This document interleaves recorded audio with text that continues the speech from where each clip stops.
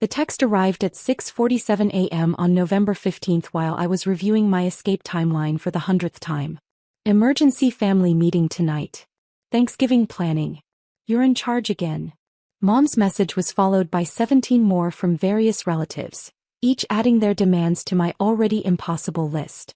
I stared at my phone from the coffee shop where I'd been meeting with Sarah, my therapist, every Tuesday for 6 months. She'd been helping me understand that what my family called tradition, most people would recognize as exploitation. 47 people again? Sarah asked, reading the panic in my eyes. 47 people. 3 turkeys. 8 sides. 2 dessert tables. Complete setup and cleanup. All unpaid, of course. I laughed, but it came out hollow. Mom says I'm gifted at hosting. Sarah leaned forward. Emma, what did we discuss about the word gifted in your family? That it's code for free labor, I recited. And that being competent doesn't make me responsible for everyone else's comfort. The family meeting that evening was held at Mom's house, same as always. 23 relatives gathered to delegate my upcoming 4-day marathon of cooking, cleaning, and serving. I sat quietly in the corner taking detailed notes in my phone, but not the kind they expected. Emma will handle the shopping Thursday morning, Aunt Patricia announced. She knows all the best places. And the cooking Wednesday through Friday, added Uncle Mike. Remember, we need everything ready by 2 p.m. sharp on Thursday. Don't forget the deep cleaning before and after, Mom chimed in. The house needs to be spotless for our guests. My cousin Brad raised his hand. What about Emma eating with us this year? She was in the kitchen the whole time last year. The room erupted in laughter. Emma loves cooking for everyone, Mom explained. She gets more joy from serving than eating. Right, sweetie? I looked up from my phone where I'd been documenting every assignment, every expectation, every assumption about my willingness to sacrifice my entire holiday weekend. Absolutely, Mom. I live to serve. More laughter. They thought I was being enthusiastic. Uncle Mike pulled out a crumpled piece of paper. Here's the list of dietary restrictions and special requests. Jenny's bringing her new boyfriend who's gluten-free, vegan, and allergic to nuts. Carol's twins won't eat anything green. And remember, no salt for Dad's blood pressure, but make sure everything still tastes good. I accepted the list with a smile. Of course. Anything else? Oh, and we'll need you to coordinate the kids' table activities, Aunt Sarah added. 12 children under 10 need entertainment while the adults relax. Entertainment, crafts, and snacks, Patricia clarified. But quiet activities. We don't want noise during football. I nodded enthusiastically while mentally calculating. 120 hours of work over 4 days, serving 47 people, managing a dozen children, accommodating 23 different dietary preferences, all while receiving exactly 0 help and 0 compensation. You're so lucky to have such a giving daughter, Brad's wife told my mother. I wish I had someone to handle all our holiday stress. Emma's special that way, Mom beamed. She's never been interested in her own life anyway. No husband, no children, no real responsibilities. This gives her purpose. The meeting ended with hugs and gratitude directed at my mother for raising such a selfless daughter. I collected my assignments, promised to send everyone the detailed timeline by Saturday, and drove home to my empty apartment. But instead of opening my laptop to create their timeline, I opened my travel booking app. The conversation with Dr. Sarah 3 weeks earlier had been a turning point. Emma, I want you to imagine something. What would happen if you just didn't show up? They'd be furious. Thanksgiving would be ruined. 47 people would be disappointed. And then what? I'd stared at her, realizing I'd never thought past the immediate crisis. I don't know. They'd figure it out, she'd said gently. They're all adults. They'd order pizza, go to restaurants, cook their own food. Life would continue. But they're counting on me. They're counting on you to sacrifice yourself for their comfort. That's different than depending on you. Now, sitting in my apartment with 47 people's expectations weighing on my shoulders, I remembered her words. They'd figure it out. The flight to Paris was $847. Direct. Departing Wednesday at 11 p.m., exactly when I was supposed to be starting the turkey prep that would keep me awake all night. I clicked book now. The next morning I sent my usual detailed timeline to the family group chat. Everything looked normal. Shopping lists organized by store, cooking schedule broken down by hour, set up assignments for each family member. What they didn't notice was that every single task was assigned to them. Emma, this timeline has Uncle Mike cooking one of the turkeys. Mom called me that afternoon. That's a mistake, right? No mistake. Mike volunteered last month to help more this year. He did. Check the October group chat. He said he felt bad watching me do everything alone every year. Silence. She was clearly scrolling through old messages, looking for a conversation that had never happened. Well, he probably didn't mean actually cooking, she said finally. I'm sure he'll figure it out. YouTube has great turkey tutorials. Tuesday morning brought a flurry of confused texts. Emma, the timeline says I'm bringing chairs from my house? Aunt Patricia. Why am I assigned salad prep Wednesday night? Cousin Brad. Did you really put me down for cleanup crew? Uncle Dave. I responded to each with cheerful encouragement. You offered to help more this year, remember? I'm just taking you up on it. By Tuesday evening my phone was buzzing constantly. The family group chat had exploded into chaos as relatives tried to coordinate responsibilities they'd never handled before. Who knows how to cook a turkey? Uncle Mike. How many pounds of potatoes for 47 people? Aunt Carol. What time do stores open Wednesday? Cousin Jenny. Where does Emma usually buy the dinner rolls? Mom. I muted the group chat and continued packing. 3 changes of clothes, my passport, and the novel I'd been too busy to read for 6 months. Wednesday morning I sent one final message to the group. Running some last-minute errands. See everyone tomorrow. So excited to finally relax and enjoy Thanksgiving with the family. Then I drove to the airport. My phone buzzed continuously during the flight delay, but I kept it on airplane mode. As we pushed back from the gate at 11:23 p.m., I wondered what was happening in Mom's kitchen. Were they panicking yet? Had someone figured out that 3 turkeys needed to be started hours ago? I ordered a glass of wine and opened my book. The flight attendant dimmed the cabin lights as we reached cruising altitude.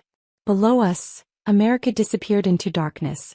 Somewhere down there, 47 of my relatives were probably discovering what Thanksgiving planning actually required. When we landed in Paris Thursday afternoon, I finally turned my phone back on. 137 missed messages. 49 missed calls. 17 voicemails. I scrolled through the chaos chronologically. 11:47 p.m. Wednesday. Emma, where are you? The turkeys need to go in the oven. Mom.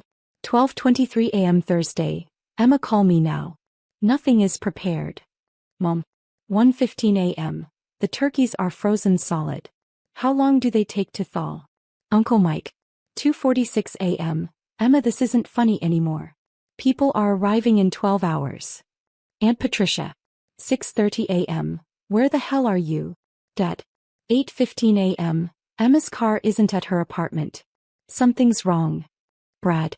9:42 a.m. Should we call the police? Mom. 10:30 a.m. Boston Market is closed. Grocery stores are closed. Everything's closed. Uncle Dave. 11:18 a.m. 47 people are coming in 3 hours and we have raw turkeys. Aunt Carol. 12:45 p.m. First guests just arrived. We're serving them crackers in panic. Jenny. 1:30 p.m. Emma, if you're reading this, we're sorry. Please come back. We'll order pizza. Mom. 2:15 p.m. Pizza places are closed too. It's Thanksgiving. We have 47 people and 3 bags of frozen vegetables. Patricia. I sat in the Charles de Gaulle airport, reading about my family's first lesson in event planning. The voicemails were even better. Mom crying. Dad shouting. Uncle Mike admitting he'd never cooked anything more complicated than toast. Aunt Patricia demanding to know how I always made it look so easy. The final message had arrived 20 minutes ago. Emma, I don't know where you are, but you've made your point. We never realized how much you did. Please call when you get this. We love you. We need you. Mom. I took a screenshot of the message thread and texted it to Sarah with a note. Currently in Paris. Strategy worked perfectly. She responded immediately. How do you feel? I looked around the bustling airport, then at my phone full of frantic messages from people who'd spent 15 years taking my labor for granted. Free. The hotel I'd booked was a tiny place in Montmartre, run by an elderly woman named Madame Dubois who spoke perfect English but pretended not to understand when I tried my terrible French. She served me coffee and pastry while I told her about my strategic Thanksgiving escape. Americans and their holidays, she laughed. So much stress about one meal. In France, if someone doesn't want to cook, we say, bon, we'll eat bread and cheese. Life continues. My family acts like Thanksgiving will end Western civilization if I'm not there to manage everything. And did it? End civilization? I checked my phone. The group chat had finally gone quiet around 4 p.m. with Uncle Mike's message. Order Chinese food for everyone. Actually pretty good. Emma, wherever you are, we owe you an apology.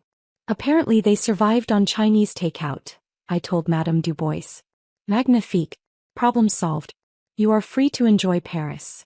That evening I walked along the Seine with a glass of wine and my book. My phone buzzed occasionally with new messages, but they'd shifted from panic to reflection. Family members were starting to understand what they'd put me through for 15 years. I never realized you spent 3 days straight cooking for us, Aunt Patricia. How did you manage 12 kids plus all the food every year? Jenny. We should have been helping you, not just showing up to eat. Brad. I'm embarrassed about how we treated you. You deserved better. Mom. Friday morning I called Sarah from a cafe near the Louvre. How was your first day of freedom? She asked. Incredible. And terrifying. I keep waiting for someone to need something from me. That feeling will fade. You've trained yourself to be constantly available to everyone else. Learning to prioritize your own needs takes practice. The family's having a group conversation about next year.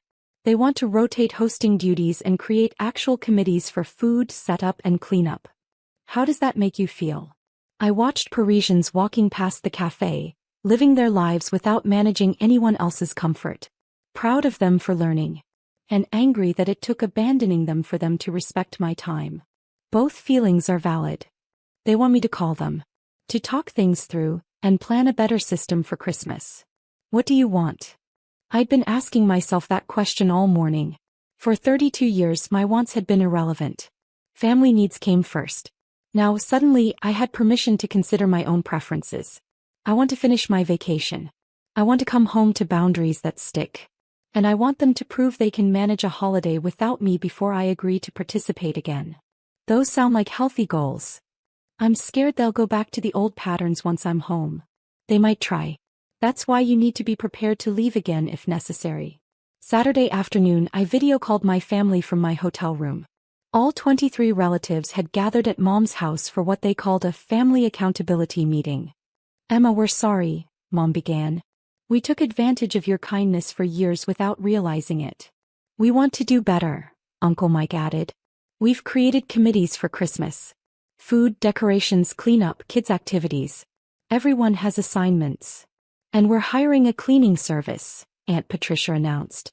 No one person should handle all that work. Brad held up a notebook. We've documented everything you usually do. It's 3 pages long. We never understood the scope. I listened to their apologies and promises from my hotel room overlooking the Eiffel Tower. They seemed sincere, but I'd heard promises before. I appreciate your reflection, I told them. But I need to see sustainable change before I commit to future holidays. What does that mean? Dad asked. It means I'm enjoying Paris. I'm extending my trip through New Year's. Plan Christmas without me. If you can successfully manage a holiday using your new committee system, I'll consider participating next year. The screen filled with disappointed faces, but I noticed something different. Instead of anger or demands, I saw acceptance. Maybe even respect. We understand, Mom said quietly. We have work to do to earn your trust back. After the call, I walked to a nearby brasserie for dinner. The waiter seated me at a small table with a view of the street, and I ordered wine and steak frites without consulting anyone else's dietary restrictions. My phone buzzed with a text from Sarah. How did the family call go? Better than expected. They're planning Christmas without me. How does that feel? I thought about it while watching Parisians enjoy their Saturday evening. Like freedom. And like the beginning of something healthier. The next 3 weeks in Paris passed quickly. I took cooking classes, visited museums, and read 5 novels. Most importantly, I practiced saying no to small requests from strangers. Declining to help lost tourists, refusing to give directions I wasn't sure about, letting other people solve their own problems. Every few days the family group chat updated me on their Christmas planning progress. The committees were actually working. Uncle Mike had successfully cooked a practice turkey. Aunt Patricia had researched party rental companies. Jenny had organized activities for the kids. We might actually pull this off, Mom texted on December 20th. Still wish you were here, but we're proud of what we're learning. I extended my stay through January 15th. On Christmas Day I video called the family dinner. 43 relatives were seated around 3 properly set tables. The food looked good. The kids were entertained. No one looked stressed. How was Christmas morning? I asked. Chaotic but fun, Uncle Mike admitted. The turkey was only slightly dry. We burned the rolls, Jenny laughed. But everything else turned out great. And cleanup only took 2 hours with everyone helping, Brad added. Mom looked directly into the camera. Emma, we did it. We planned and executed a holiday without exploiting anyone. We're proud of ourselves, but mostly we're grateful for everything you taught us. You didn't teach us, I corrected gently. You had to learn it yourselves. When I finally returned home in January, I found 17 thank you cards in my mailbox. Each family member had written a personal apology and commitment to better boundaries. The first family gathering after my return was Uncle Mike's birthday in February. I arrived to find assigned tasks posted on the refrigerator, professional cleaning already completed, and relatives working together in the kitchen. Emma. Aunt Patricia hugged me. You're just in time for cake. We've got everything handled. I sat at the table as a guest for the first time in 15 years. Someone else served dinner. Someone else coordinated the kids' activities. Someone else managed cleanup. How does it feel? Mom asked, sitting beside me. Strange. Good strange. We've been talking about doing a group trip to Paris next fall, she continued. To thank you for teaching us about boundaries. Would you help us plan it? I smiled and shook my head. I'd love to join you, but you'll need to plan it yourselves. She laughed. Fair enough. We're still learning. As I drove home that evening, I realized something had fundamentally changed. My family had learned to function without my constant management. More importantly, I'd learned that my worth wasn't tied to my usefulness. Sometimes the only way to teach people to value you is to remove yourself from their lives until they learn to appreciate what you provided. Sometimes the greatest gift you can give is your absence. The smoke alarm that went off during my escape had been the sound of their old expectations burning. What emerged from those ashes was something better. A family that could take care of itself and a daughter who finally understood that her needs mattered too. My phone buzzed with a message from Sarah. How was the birthday party? Perfect. I was a guest instead of staff. How does that feel? I pulled into my driveway and looked up at my own apartment. My sanctuary, my space, my life that I'd finally learned to protect. Like coming home to myself.